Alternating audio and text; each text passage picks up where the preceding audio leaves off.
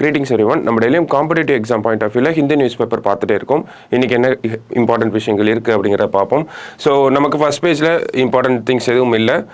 So ஓவராலாக பார்த்தோம்னால நேற்று Sunday அதனால் இன்றைக்கி பெருசாக நியூஸ் எதுவும் இருக்காது சரிங்களா. ஸோ பட் ஸ்டில் கொஞ்சம் ப்ரிலிம்ஸ் பாயிண்ட் ஆஃப் வியூவில் இம்பார்ட்டண்ட்டாக இருந்துச்சு. சில ஃபேக்சுவல் இன்ஃபர்மேஷன்ஸ்லாம் இருந்துச்சு. ஸோ அதை மட்டும் நம்ம இந்த இடத்துல ஹைலைட் பண்ணியிருக்கோம். அதை மட்டும் நம்ம இன்றைக்கி டிஸ்கஸ் பண்ணிக்கலாம் சரிங்களா. எக்ஸ்பிளைன் பண்ணுற அளவுக்கு இன்றைக்கி பெருசாக எதுவும் இருக்காது ஓகேவா. ஸோ இதில் என்ன கொடுத்துருக்காங்க அப்படின்னா, சிந்து கணபதி 37 ஏஜ் அப்படிங்கிறத கொடுத்துருக்காங்க.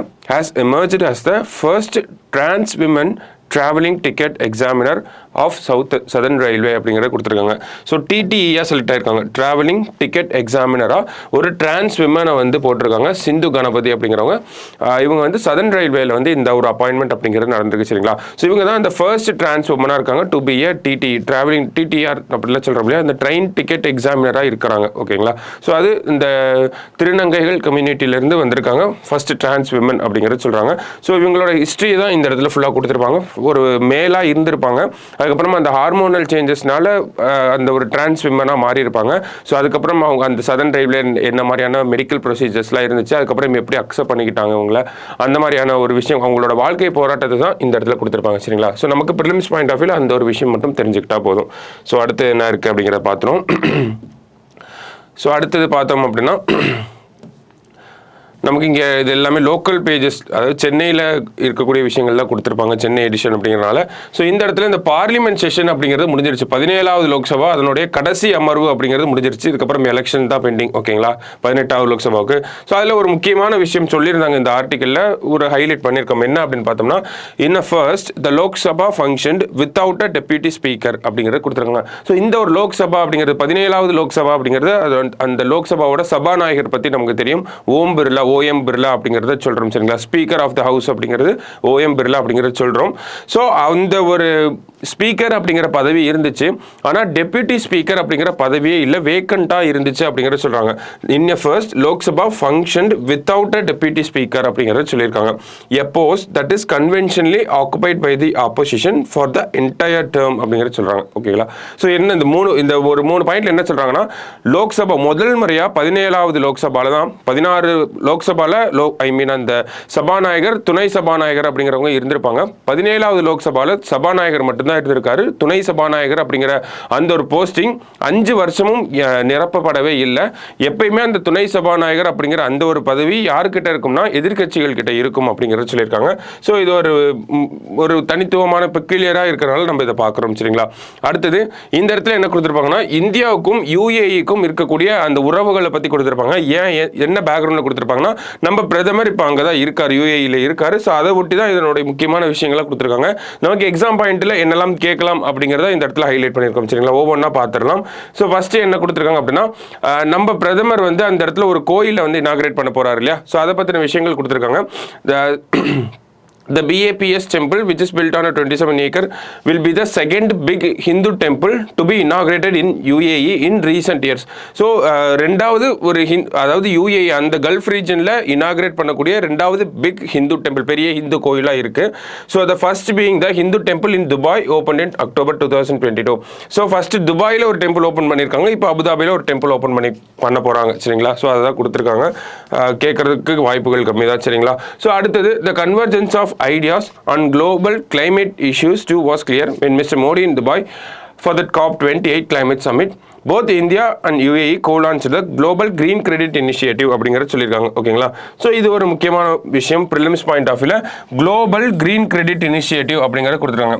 அதாவது பசுமை கடன் முன்னெடுப்பு அப்படிங்கிறத சொல்லுவோம் நம்ம ரஃபாக தமிழில் டிரான்ஸ்லேட் பண்ணோம்னா. ஸோ இந்த குளோபல் கிரீன் கிரெடிட் இனிஷியேட்டிவ் அப்படிங்கிறத இந்தியாவும் யாரும் செஞ்சாங்க, பண்ணியிருக்காங்க, இனிஷியேட் பண்ணியிருக்காங்க, இல்லை யார் கொண்டு வந்த இனிஷியேட்டிவ் இது அப்படிங்கிற மாதிரி நமக்கு டேரெக்டாகவே கொஸ்டின் கேட்கலாம். ஸோ இந்தியாவும் யுஏயும் கோலான்ச் பண்ணியிருக்காங்க. co-launched the Global Green Credit Initiative அப்படிங்கிறத நமக்கு இந்த இடத்துல ப்ரிலிம்ஸ் பாயிண்ட் ஆஃப் வியூவில் தெரிஞ்சுக்கக்கூடிய ஒரு தகவலாக இருக்குது ஓகேங்களா. அதுவும் COP28 ரொம்ப சமீபத்தில் நம்ம டிசம்பர் மந்தில் தான் நடந்து முடிஞ்சிச்சு. அதனால் வரக்கூடிய எக்ஸாமில் கேட்கறதுக்கு வாய்ப்புகளும் இருக்குது, ஏன்னா என்விரான்மெண்ட் சார்ந்தும் இருக்குது இல்லையா. So India and UAE launch global green credit initiative, அது மட்டும் நம்ம தெரிஞ்சுக்கிட்டா போதும். அடுத்தது வேறு என்ன இருக்குது அப்படின்னு பார்த்தோம்னா, the RuPay card, a key component of India's digital public infrastructure, is accepted in UAE since 2019 அப்படின்னு கொடுத்துருக்காங்க. ஸோ அப்போ இந்தியாவோட அந்த RuPay கார்டு அப்படிங்கிறது யூஏஇல அக்செப்ட் பண்ணிக்கிறாங்க. எப்போல இருந்து அப்படின்னா 2019 அக்செப்ட் பண்ணிக்கிறாங்க அப்படிங்கிற ஒரு தகவலை கொடுத்துருக்காங்க. சரிங்களா? ஸோ சின்ன சின்ன தகவல் தான். நமக்கு ரெகுலராக நியூஸ் பேப்பர் ஃபாலோ பண்ணிகிட்டே இருந்தோம்னா இதெல்லாம் நமக்கு முன்னாடியே படிச்சிருப்போம். ஓகேங்களா? ஸோ அடுத்தது அதே மாதிரி தான் இந்த ஒரு விஷயமும் ஐஐடி டெல்லி அபுதாபி கேம்பஸ் அப்படிங்கிறத எஸ்டாப்ளிஷ் பண்ணியிருக்காங்க. அதாவது யூஏஇல தான் ஐஐடி டெல்லியோட கேம்பஸ் அப்படிங்கிறது இருக்குது. ஐஐடி மெட்ராஸோட கேம்பஸ் எங்கே இருக்குது அப்படின்னா நமக்கு டான்சானியா அப்படிங்கிற ஒரு நாடு இருக்கு இல்லையா, ஆப்பிரிக்காவில் டான்சானியா அப்படிங்கிற ஒரு நாடு இருக்குது. டான்சானியாவில் இருக்கக்கூடிய ஜான்சிபார் அப்படிங்கிற இந்த பகுதியில் தான் ஐஐடி மெட்ராஸோட கேம்பஸ் ஒன்று இருக்குது. சரிங்களா?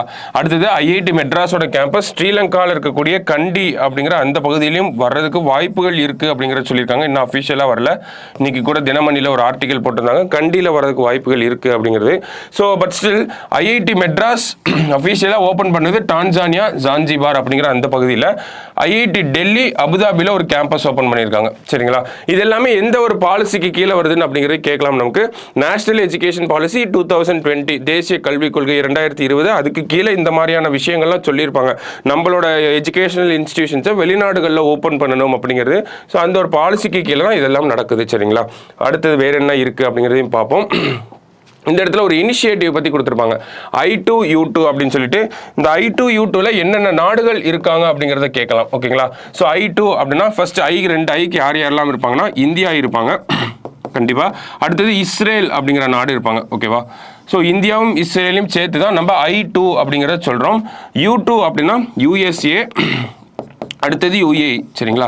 ஸோ இது ரெண்டையும் சேர்த்து தான் நம்ம U2 அப்படிங்கிற சொல்கிறோம். அப்போ இந்த I2U2ல இந்த ஐயில் யாரெல்லாம் இருக்கா, யூவில் யாரெல்லாம் இருக்கா, ஸோ இந்த I2U2னா என்ன, இந்த மாதிரியான கேள்விகள் கேட்கலாம். ஸோ இதை வந்து ஒரு வெஸ்ட் ஏஷியா மேற்கு ஆசிய குவாட் அப்படிங்கிறத சொல்கிறாங்க. வெஸ்ட் ஏஷியன் குவாட் அப்படின்னு சொல்கிறாங்க. குவாட் அப்படின்னா நமக்கு தெரியும், நார்மலாக குவாடுனா நம்ம யாரை சொல்கிறோம்னா India, Australia, Japan and USA இவங்கள தான் நம்ம குவாட் கண்ட்ரிஸ் அப்படிங்கிறத சொல்கிறோம். சரிங்களா?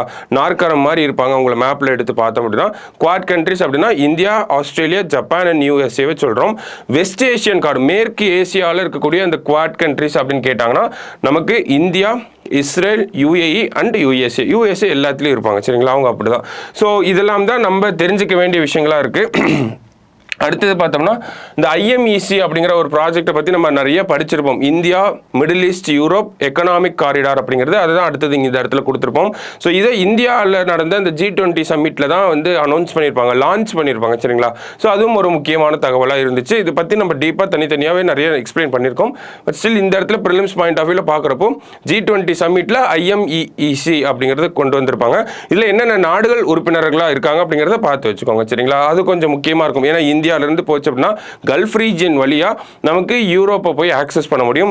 USA ஒரு பார்ட்னராக இருக்காங்க, பிரான்ஸ், ஜெர்மனி இவங்கெல்லாம் ஒரு பார்ட்னராக இருக்காங்க, கிரீஸ் போன்ற நாடுகள்லாம் பார்ட்னராக இருக்காங்க. அதெல்லாம் நம்ம பார்த்து வச்சுக்கணும். சரிங்களா? எந்தெந்த போர்ட்டை கனெக்ட் பண்ணுது, எங்கேருந்து எது வரைக்கும் கடல் வழித்தடம், எங்கேருந்து எது வரைக்கும் அந்த ரயில் வழித்தடம், மறுபடியும் எங்கேருந்து எங்கே வரைக்கும் கப்பல் வழித்தடம், இந்த மாதிரியான விஷயங்கள் தான். இதில் அவ்வளோ டீப்பாக போக தேவையில்ல. பட் ஸ்டில் IMEC அப்படின்னு பார்க்குறப்போ ஓரளவுக்கு மேலோட்டமாக தெரிஞ்சு வச்சுக்கிட்டா போதும். சரிங்களா? அடுத்த எடிட்டோரியல் பேஜஸில் மற்ற விஷயங்கள் எதுவும் நமக்கு எக்ஸாம் பாயிண்ட் ஆஃப் வியூ இம்பார்ட்டண்ட்டாக இல்லை. சரிங்களா? ஸோ இது ஃபுல்லாகவே நமக்கு பொலிட்டிக்கல் பாயிண்ட் ஆஃப் வியூவில் போயிடுச்சு. ஸோ இந்த இடத்துல ஒரு இன்னொரு விஷயம் கொடுத்துருக்காங்க. அதுவும் மறுபடியும் நம்ம பிரதமரை வச்சு தான் நம்ம பார்க்க போகிறோம். என்ன அப்படின்னு பார்த்தோம்னா நமக்கு கோயிலை இனாக்ரேட் பண்ண போகிறார் இல்லையா பிரதமர், இனாக்ரேட் பண்ணிவிட்டு ஒரு ஈவெண்ட்டில் கலந்துக்க போகிறார். ஓகேங்களா? அந்த ஈவெண்ட்டோட பேர் தான் கொடுத்துருக்காங்க. During the visit Ahlan Modi, one of the biggest diaspora events to be addressed by the prime minister Modi will also be held அப்படிங்கிறத கொடுத்துருக்காங்க. ஓகேங்களா? ஸோ அஹாலன் அப்படிங்கிற ஒரு ஈவெண்ட் அப்படிங்கிறது நடக்க போகுது. அது என்ன அஹாலன் அப்படின்னு பார்த்தோம்னா அஹாலன் அப்படிங்கிறது ஒரு அரபிக் வார்த்தை. அந்த அரபிக் வார்த்தைக்கு என்ன மீனிங் அப்படின்னா ஹலோ இல்லாட்டி வெல்கம், ஹலோ அண்ட் வெல்கம் அப்படிங்கிறது சொல்றாங்க. ஓகேங்களா? நம்ம முன்னாடியே சொல்லியிருந்தோம் ஹலோ மோடி அப்படிங்கிற ஒரு ஈவெண்ட் நடக்க போகுதுன்னு. அதுதான் நம்ம பேரை மாற்றி வச்சிருக்காங்க, அஹாலன் மோடி இந்த சென்ஸ் ஹலோ மோடின்னு நம்ம எடுத்துக்கலாம். ஓகேங்களா? ஹலோ மோடி ஈவெண்ட் அப்படிங்கிறது UAEல நடக்க போகுது. இதே மாதிரி கொஞ்சம் வருஷங்களுக்கு முன்னாடி இன்னொரு ஈவெண்ட் நடந்திருக்கும். ஓகேங்களா? 2019 காலகட்டங்களில் நமக்கு இன்னொரு ஈவெண்ட் நடந்திருக்கும். அது வந்து அமெரிக்காவில் இருக்கக்கூடிய ஹூஸ்டன் அப்படிங்கிற அந்த பகுதியில் நடந்திருக்கும். ஸோ அந்த ஈவெண்ட் பேர் என்ன அப்படின்னு பார்த்தோம்னா ஹவுடி மோடி அப்படிங்கிறத சொல்லுவாங்க. ஓகேங்களா? ஸோ என்ன பேர் அப்படின்னு பார்த்தோம்னா ஹவுடி மோடி இது வந்து அமெரிக்காவில் நடந்த ஈவெண்ட்டாக இருந்திருக்கும். ஸோ இது வந்து யூஎஸ்ஏல ஹாஸ்டன் அப்படிங்கிற அந்த பகுதியில் நடந்திருக்கும். ஓகேங்களா. அடுத்தது இப்போ நடக்க போகிறது தான் அகாலன் மோடி அப்படிங்கிறத பார்க்குறோம். அகாலன் அல்லது ஹலோ மோடி அப்படிங்கிறத சொல்கிறாங்க. ஸோ வாய்ப்புகள் இருக்குது, மேபி கேட்கலாம். இது வந்து யூஏஇயில் நடக்க போகுது. சரிங்களா. ஸோ இது ரெண்டும் நம்ம தெரிஞ்சுக்க வேண்டிய விஷயங்களாக இருக்குது. ஈஸியாக ஞாபகமும் வச்சுக்கலாம். ஹலோ மோடினா யூஏஇ, ஹவுடி மோடி அப்படின்னா யூஎஸ்ஏ. சரிங்களா. அடுத்தது மற்ற முக்கியமான விஷயங்கள் அப்படின்னு பார்த்தோம்னா இந்த இடத்துல நமக்கு எஜுகேஷன் சார்ந்த ஒரு விஷயம் பண்ணியிருக்காங்க. ஃபீஃபாவும் எஜுகேஷன் மினிஸ்ட்ரியும் சேர்ந்து என்ன பண்ண போகிறாங்க அப்படின்னா aiming to significantly broaden the accessibility of football within the school setting for students, the Ministry of Education has tied up with the Federation Internationale de Football Association to distribute 11 lakh footballs across the country அப்படிங்கிறத சொல்லியிருக்காங்க. So என்ன சொல்ல வராங்க அப்படின்னு பார்த்தோம்னா இந்தியாவில் school education அந்த school சிஸ்டமில் ஸ்கூல் செட்டிங்கில் வந்து நமக்கு ஃபுட்பாலை டெவலப் பண்ணணும் அப்படிங்கிற ஒரு இனிஷியேட்டிவ் கொண்டு வந்திருக்காங்க. அதுக்கு இந்தியாவோட அந்த கல்வி அமைச்சகமும் இன்டர்நேஷனல் ஃபுட்பால் ஃபெடரேஷனாக இருக்கக்கூடிய ஃபீஃபாவும் சேர்ந்து இந்தியாவில் இருக்கக்கூடிய பள்ளிகளுக்கு ஒரு 11 லட்சம் ஃபுட்பாலை வந்து டிஸ்ட்ரிபியூட் பண்ண போகிறாங்க. அதுதான் இந்த ஒரு இனிஷியேட்டிவாக இருக்குது. அதுதான் இந்த இடத்துல சொல்லியிருக்காங்க. சரிங்களா. ஸோ நமக்கு யார் சேர்ந்து பண்ண போகிறாங்க? ஃபீஃபாவும் எஜுகேஷன் மினிஸ்ட்ரியும் சேர்ந்து பண்ண போகிறாங்க. என்ன பண்ண போகிறாங்கன்னா ஃபுட்பாலை ப்ரொமோட் பண்ண போகிறாங்க. எங்கே அப்படின்னு பார்த்தோம்னா ஸ்கூலில். ஓகேங்களா. ஸோ எவ்வளோ ஃபுட்பால் டிஸ்ட்ரிபியூட் பண்ண போகிறாங்க அப்படின்னு பார்த்தோம்னா 11 லட்சம் ஃபுட்பால்ஸை டிஸ்ட்ரிபியூட் பண்ணி அதன் மூலயமா கேமை டெவலப் பண்ணலாம். இந்தியாவில் ஃபுட்பாலை டெவலப் பண்ணணும் அப்படிங்கிறதுக்காக இந்த ஒரு ஸ்டெப்பை எடுத்திருக்காங்க. சரிங்களா. அடுத்தது கடைசியாக பார்த்தோம்னா நமக்கு வேர்ல்டு பேஜஸில் பெருசாக ஒன்றும் இல்லை. இன்னமும் பாகிஸ்தானில் எலெக்ஷன் போயிட்டு அந்த கவர்மெண்ட் அப்படிங்கிறது இன்னும் ஃபார்ம் ஆகல, மெஜாரிட்டி இல்லை அப்படிங்கிறதெல்லாம் நேற்றே பார்த்துருந்தோம். கடைசியாக பார்த்தோம் அப்படின்னா இந்த அண்டர்-19 வேர்ல்டு கப் அப்படிங்கிறது நடந்துருச்சு. ஓகேங்களா. Under nineteen cricket world cup, ICC under nineteen cricket world cup. இதில் 4வது முறையாக யார் சாம்பியன் ஆயிருக்காங்க அப்படின்னா ஆஸ்திரேலியா வந்து வின் பண்ணியிருக்காங்க. சரிங்களா. ஸோ இந்தியா 5 முறை வின் பண்ணியிருக்காங்க. நேற்று தோத்தனால மறுபடியும் 5 முறை தான் ஜெயிச்சிருந்தா ரெக்கார்ட் 6th டைமாக ஆயிருக்கும். சரிங்களா. ஸோ ஆஸ்திரேலியா அண்டர்-19 வேர்ல்டு கப்பில் வின் பண்ணிட்டாங்க. ஸோ அதே மாதிரி இன்னொரு ஸ்போர்ட்ஸும் நடந்துச்சு, இன்னொரு சாம்பியன்ஷிப்பும் நடந்து முடிஞ்சுது. அது என்ன பார்த்தோம்னா ஃபுட்பாலில் ஏஷியன் ட்ராஃபி அப்படின்னு நடக்கும், ஏஷியன் கப் அப்படின்னு. ஓகேங்களா. ஸோ ஏஷியன் கப்பில் வந்து யார் வின் பண்ணியிருப்பாங்க அப்படின்னா போன வருஷம் ஃபுட்பால் வேர்ல்டு கப்பை நடத்தின கத்தார் அப்படிங்கிற இந்த நாடு தான் ஏஷியன் கப்பை வந்து வின் பண்ணியிருக்காங்க. ஓகேங்களா. ஸோ இதெல்லாம் வந்து சின்ன டேட்டாஸ் தான், டைரக்ட் கொஸ்டின்ஸாக வரும். ஓகேங்களா. இந்த வருஷம் ஃபுட்பால் ஏஷியன் கப்பை யார் வின் பண்ணான்னா கத்தார் வின் பண்ணியிருக்காங்க.